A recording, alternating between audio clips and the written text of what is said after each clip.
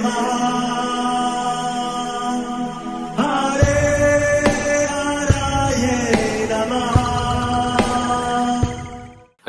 कृष्णा जी, आप सबका बहुत बहुत स्वागत है। हमारे सारे कार्यक्रम इस्कॉन फाउंडर आचार्य हिज डिवाइन ग्रेस एसी भक्ति वेदांत स्वामी श्रीला प्रभुपाद जी को समर्पित है।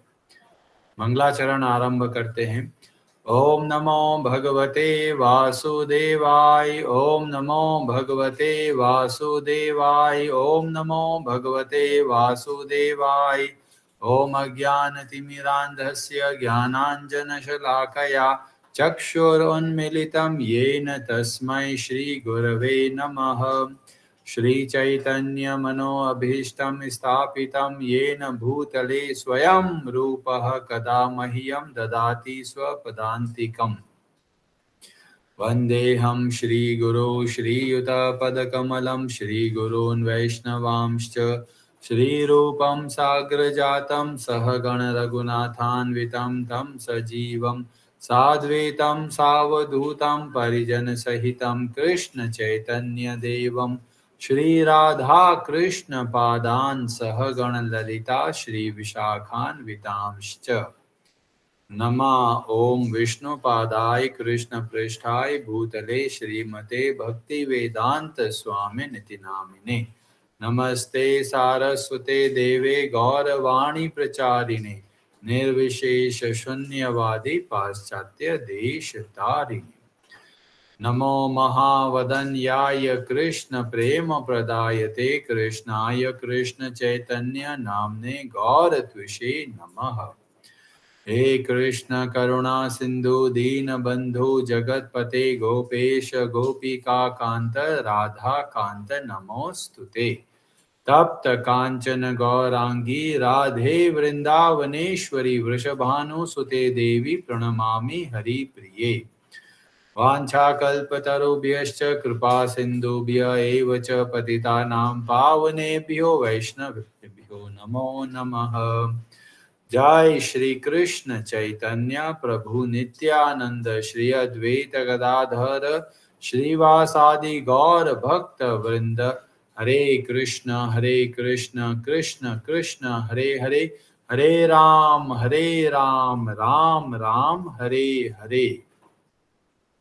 कार्पण्य दोषोपहत स्वभाव पृच्छामि त्वां धर्म सम्मूढ़ चेताः। यच्छ्रेयस्या निश्चितं ब्रूहि तन्मे शिष्यस्ते अहं शाधि मां त्वां प्रपन्नम्।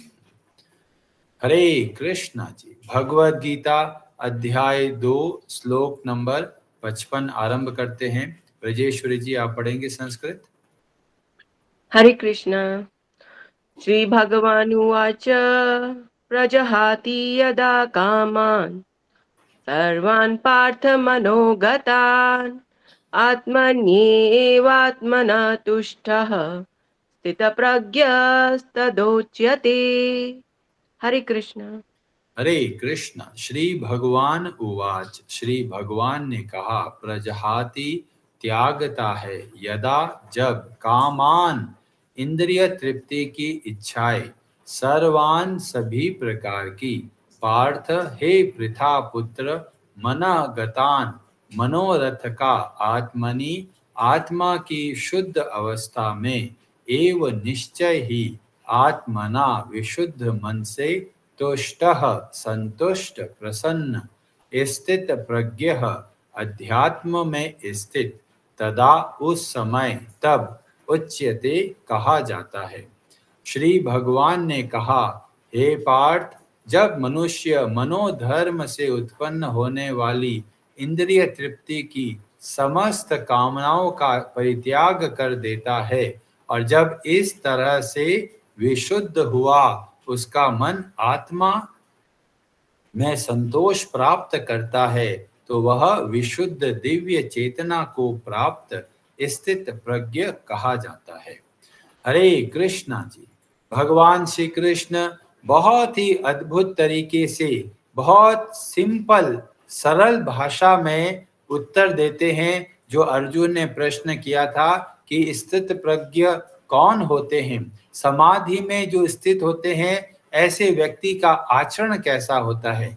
तो पहला जो परिभाषा है वो भगवान श्री कृष्ण देते हैं। क्या बोला गया? स्थित प्रज्ञ तद उच्यते। ऐसा व्यक्ति स्थित प्रज्ञ कहलाता है। कौन सा व्यक्ति? दो बातें बताई। पहला बोला प्रजहाति यदा कामान, जो भी मन से उत्पन्न होने वाली स्वार्थ की जो इच्छाएं है, सुख भोगने की इच्छाएं है, उसका त्याग करता है। और कैसे करता है? सर्वान, सभी तरह की। ऐसा नहीं कि थोड़ी इच्छाओं को रखना है और थोड़ी इच्छाओं को छोड़ना है। सारी की सारी कामनाओं का त्याग करता है। यह है पहला लक्षण। दूसरा बोला गया आत्मन्येवात्मना तुष्टः, जो आत्मा में संतुष्ट रहता है।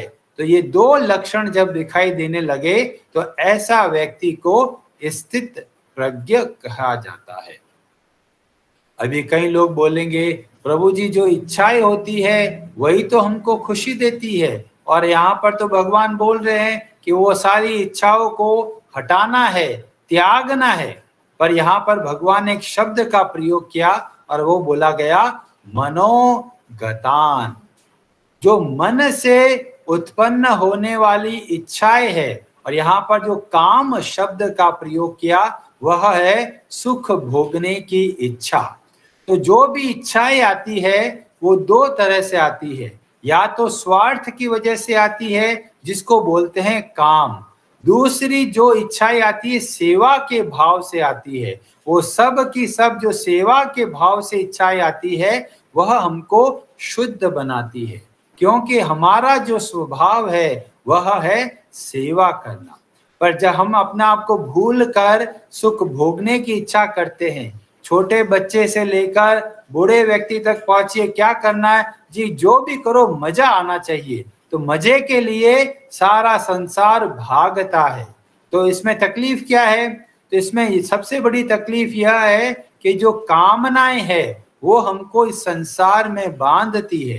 तीसरे अध्याय में भगवान बोलेंगे ये जो कामना है ये हमारा सबसे बड़ा दुश्मन है। क्यों? इस कामना की वजह से ही हम संसार में फंस जाते हैं और दुख को पाते हैं। जैसे मछली घूमती रहती है आराम से, कोई तकलीफ नहीं है, पर जैसे ही कुछ कांटा वहां पे घिरा हुआ होता है, उसमें खाना लगा होता है, तो सुख पाने की इच्छा से वो पकड़ लेती है। और जैसे ही वो पकड़ती है उसको लगता है मैं खाऊंगी तो मजा आएगा, पर वास्तव में वो बहुत दुख पाती है। ऐसे ही भगवान हमको सावधान करते हैं। जब मन हमारा सुख भोगने की इच्छा करता है तो वास्तव में वो फंसाने वाला कार्य करता है। जैसे कोई मार्केटिंग में बताते हैं कि जी बहुत मजा आने वाला है, पर वो जब जाते हैं तो बोलते हैं अरे जी इसमें तो कोई मजा ही नहीं है। तो ऐसे ही ये जो मन की इच्छाएं है हमको इस संसार में बांध देती है। पर लोग कहते हैं प्रभु जी इच्छाओं को छोड़ना तो बहुत मुश्किल है। तो बोला ऐसे इच्छाएं खत्म नहीं होगी, तो क्या करना है? तो भगवान इसका उत्तर दे देते हैं आत्मना एव आत्मना तुष्टः। जब हम संतुष्ट होते हैं तब हम वास्तव में इच्छाओं का बहुत आसानी से त्याग कर सकते हैं। क्या बोलते कैसे कर सकते हैं? जैसे एक छोटा सा बच्चा होता है और उसको भूख लगी है, तो कहता है कुछ भूख लगी है कुछ खिला दो। तो भाई ले चिप्स खा ले। चिप्स खाने लग गया, खा लिया, थोड़ी देर में फिर भूख लग गई, कुछ और खिलाओ। कभी अटरम शटरम बिस्कुट खिला दो, कभी ये खिला दो, कभी मिक्सचर खिला दो। ये भागता रहेगा। क्यों? क्योंकि भूख शांत नहीं हो रही। पर जैसे ही अच्छे से स्वादिष्ट शुद्ध और स्थिर भोजन कराते हैं तो बच्चा आराम से करता है। अगर पेट पूरा भरा हुआ है और सामने गुलाब जामुन आता है तो बोलता है गुलाब जामुन खाओगे? कि जी पेट भरा हुआ है, डकारे आ रही है, कुछ और इच्छा नहीं है। तो भगवान बोलते हैं इच्छाएं वैसे खत्म नहीं होगी, पर जब हम संतुष्ट होंगे तब हमारी इच्छाएं स्वतः ही खत्म होने लग जाएगी, जो कि स्वार्थ से आती है। सेवा की इच्छा कभी खत्म नहीं होती, क्योंकि सेवा की इच्छाएं हमारे आत्मा से निकलती है। हमारे जो स्वभाव है उससे प्रकट होती है। इसलिए सारी सेवा की इच्छाओं को अच्छे से करना है, पर जो स्वार्थ की इच्छा है उसको धीमे धीमे कम करना है। तो क्या बहुत बढ़िया बता दिया आपने। संतुष्ट हो गए खाना खा के, अब इस मन को संतुष्ट कैसे करेंगे? मन तो भागता है, मन तो बहुत चंचल है, कभी यहाँ खाना है, कभी हर बार लगता है इसमें मजा आने वाला है। जबकि जितना भी संसार का मजा है हम कितने ही जन्मों से भोग रहे हैं, और हमको लगता है ये पहली बार समोसा खा रहे हैं। ऐसे समोसे न जाने कितनी बार खा के मजे भी ले लिए और अभी भी वैसे ही भागते रहते हैं, क्योंकि इच्छाएं जब पूरी हो जाती है तो हमको संतुष्ट नहीं करती, हमको और विचलित कर देती है। अब बोलेंगे अजी खा के संतुष्ट हो गए ना, तो खा के संतुष्टि मिली पर वो थोड़ी से समय तक रहता है। पर जब हम वास्तव में संतुष्ट होते हैं तब बड़े आराम से संसार की सारी इच्छाओं को त्याग कर हम इस संसार में जीवित रहते रहते जीवन के मुक्त रह सकते हैं। इसीलिए भगवान हमको प्रेरणा देते हैं कि हमें क्या करना है, स्वार्थ की इच्छाओं को छोड़कर और फिर हमको सेवा की इच्छा रखनी है। जितनी हम सेवा की इच्छा करते हैं उतना हम शुद्ध होते हैं और उतना ही हम वास्तव में प्रसन्न रह सकते हैं। इस संसार में देखेंगे लोग कितना दुख पा रहे हैं, पर जैसे ही वो भक्ति से जुड़ते हैं बहुत प्रसन्न चित्त होने लगते हैं। ऐसा क्यों होता है?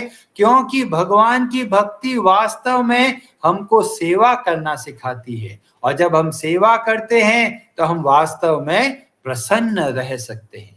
और इसीलिए बड़े बड़े भक्तों के चरित्र को हम देखते हैं तो अब पता चलता है वो भी इच्छा करते हैं, पर वो कैसी इच्छा करते हैं? स्वार्थ की इच्छा नहीं करते, सेवा की इच्छा करते हैं। और जो भक्ति बोला गया वो वास्तव में सेवा को ही भक्ति बोला जाता है।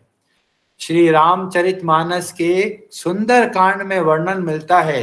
हनुमान जी के चरित्र से हमें बहुत सारी शिक्षाएं मिलती है। बहुत अद्भुत कार्य करके आ गए, देवी सीता का पता कर लिया है, और अब भगवान राम के पास हनुमान जी पहुंचते हैं। भगवान राम बहुत प्रसन्न होते हैं। भगवान राम बोलते हैं कि भी जो हनुमान जी आपने मेरा इतना बड़ा कार्य कर लिया, मैं आपके लिए क्या करूं, क्या मैं सेवा करूं? भगवान के हृदय के अंदर भी सेवा का भाव है, और इसीलिए हम भगवान के अंश हैं और हमारे अंदर भी सेवा का भाव है। जब भगवान श्री राम पूछते भाई क्या दूं मैं तुमको, और हनुमान जी वहां पर अपनी इच्छा प्रकट करते हैं। कैसी इच्छा प्रकट करते हैं? बहुत अद्भुत शब्दों में हनुमान जी बोलते हैं, नाथ भगति अति सुखदायिनी। हे भगवान, आपकी जो भक्ति है वो वास्तव में सुख देने वाली है। और क्या करना है? देहु कृपा करी अनपायिनी। हे भगवान, आप मुझे ये भक्ति प्रदान करें। अभी हनुमान जी भक्त शिरोमणि हैं और वो अपने आप को इतना विनम्र होके बोलते हैं मेरे अंदर भक्ति नहीं है, मुझे आप भक्ति प्रदान कीजिए। तो भक्त भी इच्छा करता है, पर कैसी इच्छा करता है? जो इच्छाएं हमको भगवान के प्रति सेवा के भाव को बढ़ाती है, ऐसी सारी इच्छाएं बड़े बड़े भक्त करते हैं और हमें भी प्रेरणा मिलती है। वो सारी इच्छाएं करनी है जो हमको भगवान की भक्ति में बढ़ाते हैं, भगवान की भक्ति में हमारी सहायता देते हैं। वो सब इच्छाएं रखनी है, पर जो इच्छा सुख भोगने से आती है, सुख की अभिलाषा से आती है, संसार में मजे के लिए आती है, ऐसी इच्छाएं हमको संसार में बांध देती है। अतः ऐसी इच्छाओं का ही हमको त्याग करना है। और भगवान राम क्या करते हैं? सुनी प्रभु परम सरल कपि बानी। हनुमान जी के इतने सरल शब्दों को सुनकर भगवान क्या बोलते हैं? एवं अस्तु, मैं तुम्हें भक्ति प्रदान करता हूं। जबकि हनुमान जी के अंदर कूट कूट के भक्ति भरी हुई है। ऐसे ही हम देखते हैं ध्रुव महाराज की कथा में कि वो भी क्या मांगते हैं भगवान से?